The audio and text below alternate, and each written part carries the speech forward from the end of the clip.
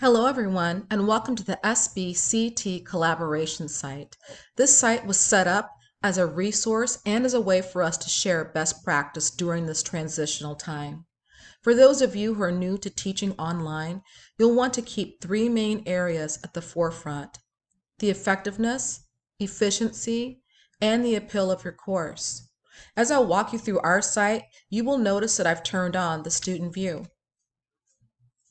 And the reason why I have done this is after completing your course, it's always a good idea to view it as a student so that you are looking at your course through the lens of the student. This allows you to see what and how effective your course is it appealing to the eye.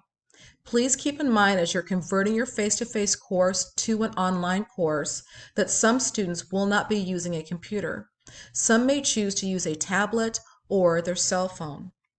On the main page here, you will notice various tabs up at the top of your D2L site. Today we're going to focus on content and discussions during this tutorial video. Other important areas are the contact information. You'll notice that we as your support team have also put out our cell phone numbers. This is not required. It was just another way to offer you a source of help should you need that. We do ask that you provide your students with your emails as well as placing your online office hours in this portion right here. Next, on the right-hand side, you'll notice a news feed. As the instructor, you're able to post either daily or weekly, however you choose to get information to your students. We do have a lot of information out here to share with you, and thus please do take a look at all of these. Please note that Dean Taylor did post a welcome video. While this is not required, it's just a nice way to be able to welcome your students to the course shell. It's also a way to build that connecting relationship from going from face-to-face to being online, and it can also be seen as a reassurance to students who really are not used to being online at this time. Before I forget, there is a way to set these to have your most important remain at the top. For those of you who would like to know how to do that, please get in contact with us through the discussion board, and I'll show you a little bit more about the discussion board in just a moment. To toggle off and back in to student view and to the creator of your D2L shell, your name is at the right hand top.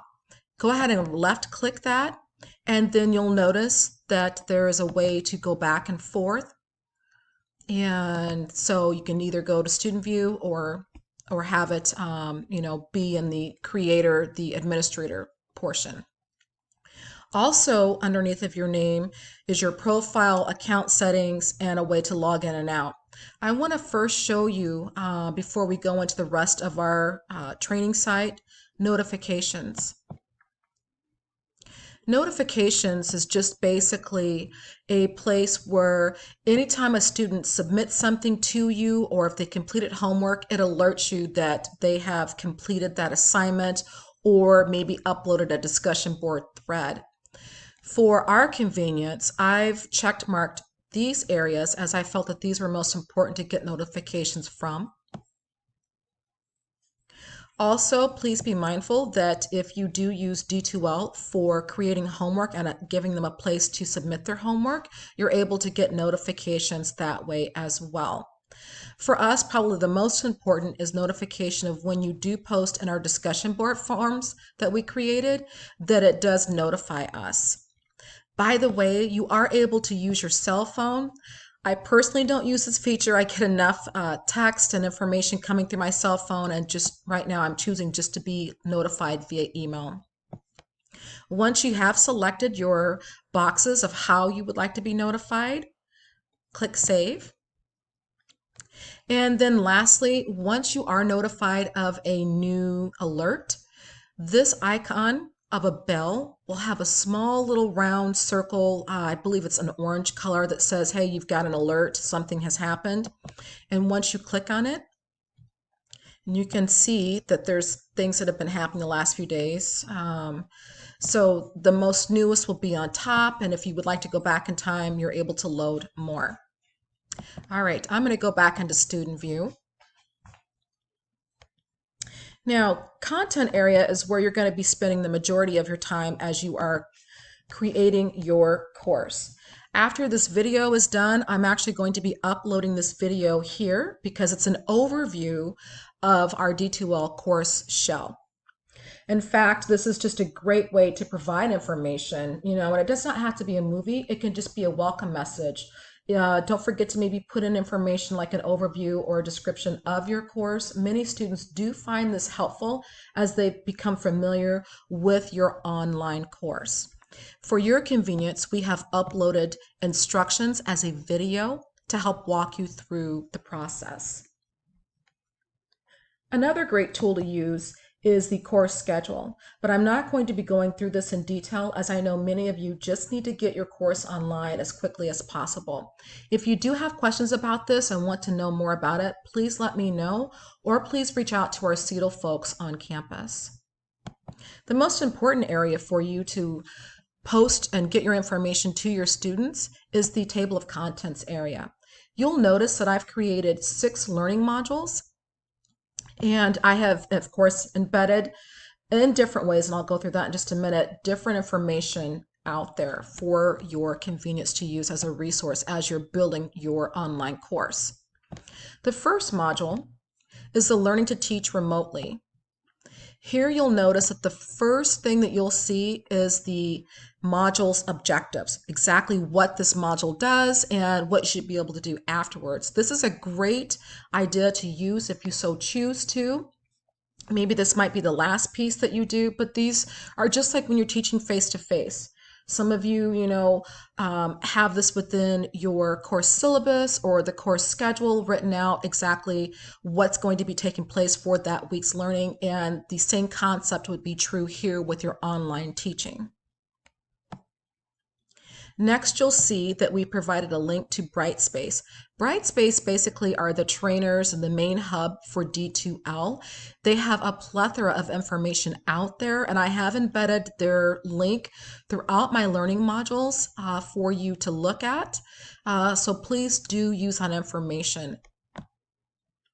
Next, we thought you might want to have information about how to write clear instructions in regards to writing instructions via the online learner. So this is a checklist that we've created for you to keep in mind as you are converting your face-to-face course to being online.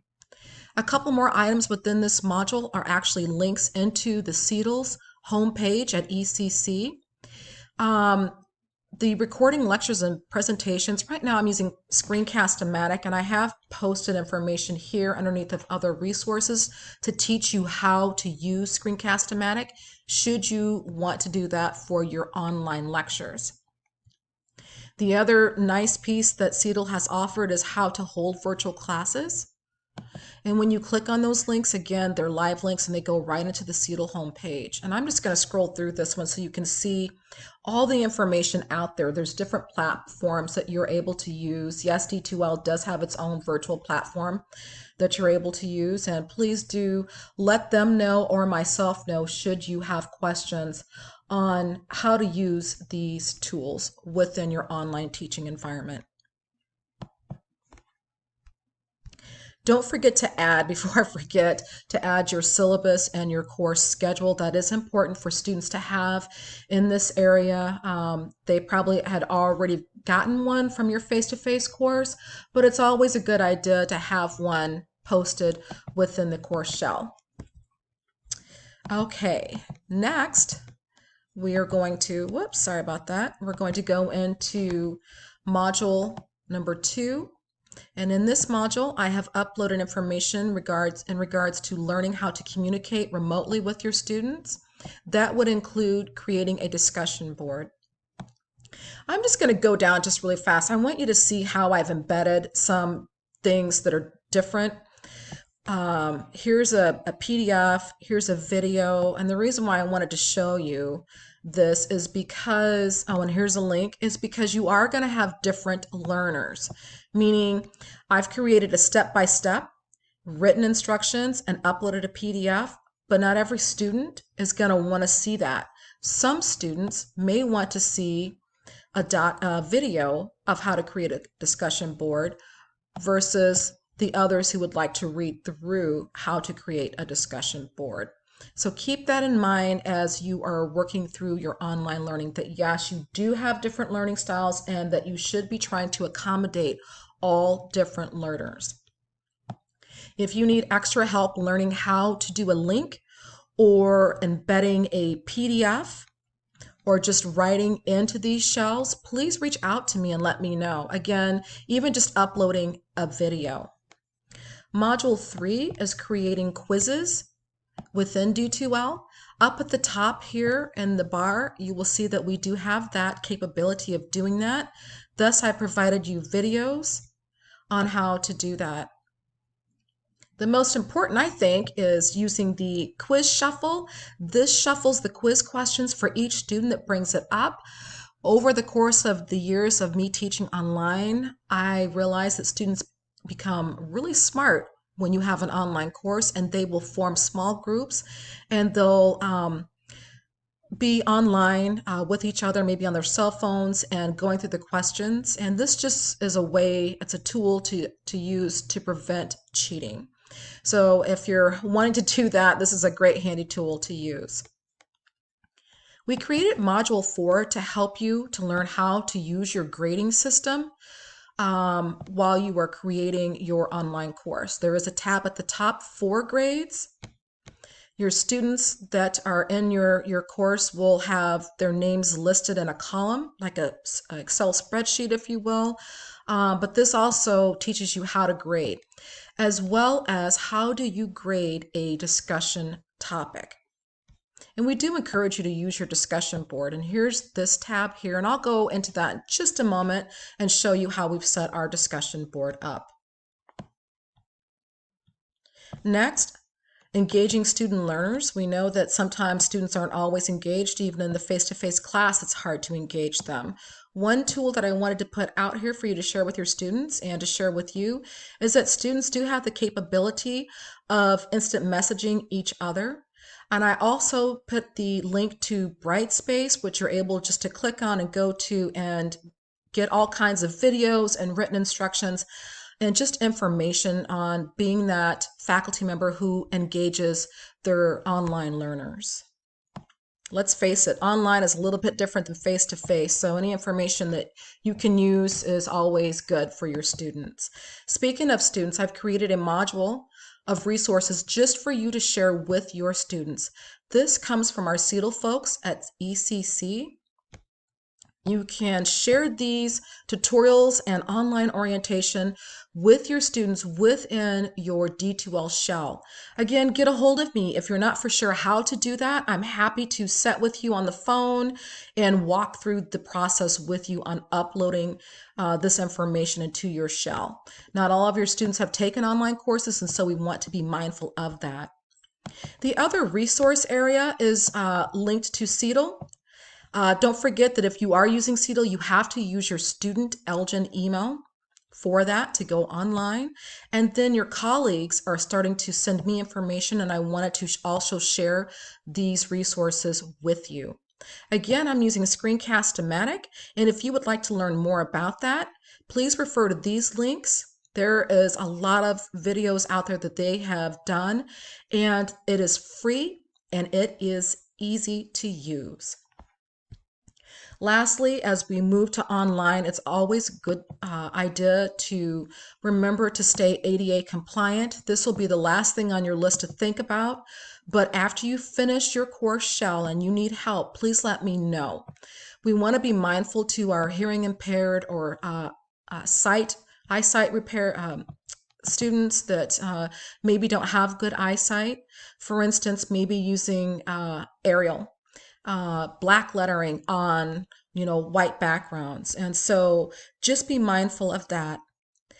Really quick, discussion boards are here for you as a way for us to stay connected. Please post your questions and we'll get back to you in 24 hours or less.